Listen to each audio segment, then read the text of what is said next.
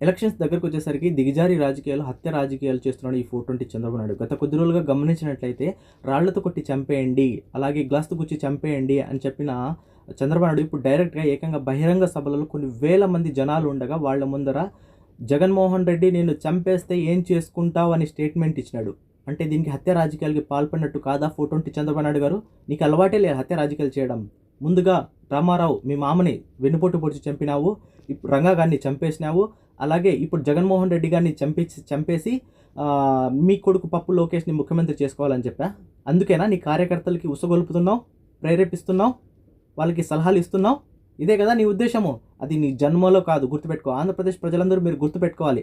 ఇలాంటి స్టేట్ హత్య రాజకీయాలు పాల్పడే వ్యక్తి వివేకానంద రెడ్డి గారిని చంపించిండని గ్యారెంటీ ఏంటి? ఇతనే ఖచ్చితంగా చంపించేసింటాడు. ఇదే ఉదాహరణ. ఇలాంటి హత్యలకు చేయమని చెప్పేవాడే చంపించేసింటాడు. ఆంధ్రప్రదేశ్ ప్రజలు ఒకసారి గమనించాలి.